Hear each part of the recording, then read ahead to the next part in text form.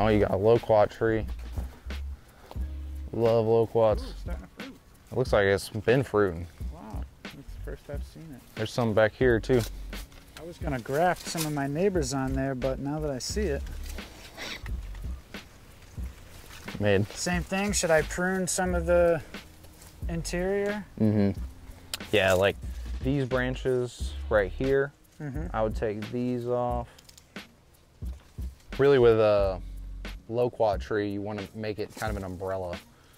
So, you know, branches going out and to the side are what you want. So even like these top growths where it's starting to go straight up, taking those off will cause it to, you know, send out a side shoot, kind of just like that's what they've done here. Like at some point, this was pruned, like right at this point, and then that caused it to shoot up, you know, these 4 or 5 branches out the side.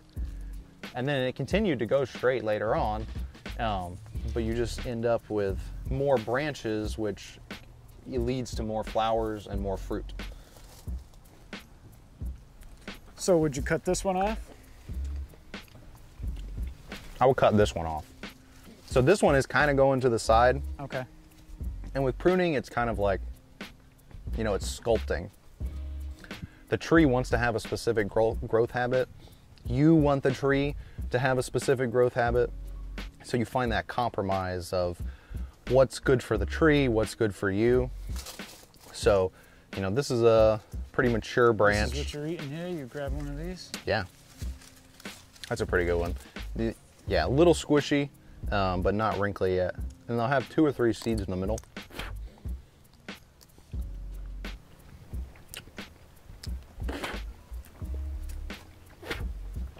They make great jelly. How hard are these to grow from seed? Really easy. Really. Loquats are probably the easiest tree to grow in Florida. They'll grow pretty much through the whole state. Once they're established, they don't really need care. Like I said, you know, you can prune them into a specific shape, but if you don't prune them, they'll just grow happy enough all on their own. And they produce just incredible crops of fruit, and it'll go on for about a month, and you know, you'll get thousands of so many loquats that, you know, you'll certainly get some away from the animals because even the squirrels cannot eat them all. Yeah, loquats and mulberries are the easy, low maintenance, productive trees that I recommend to everybody in Central Florida, because you can plant them and then really not worry about them as long as you're okay with them just growing how they want to grow. And then they will produce for you, you know, year after year and very soon after they've been planted. Loquats are also, you know, the fruit is delicious and I love that, but the leaves make an incredible herbal tea. It's a great taste, and there's a lot of, you know, compounds in there that are good for your gut. So, you know, even when it's not producing, because it does only fruit once a year, it's still a, you know, a valuable resource to you. Interesting. And it makes some good compost too.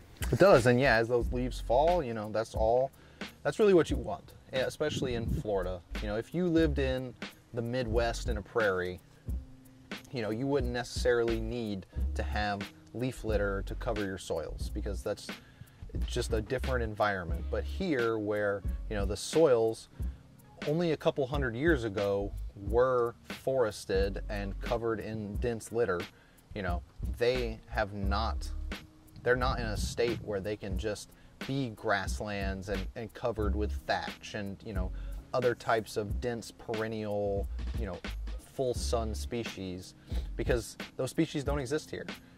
People bring them in and think that will solve the problem, but, you know, they grow in soils that have lots of organic matter, and, you know, that's not Florida soils. You know, you can amend your soil state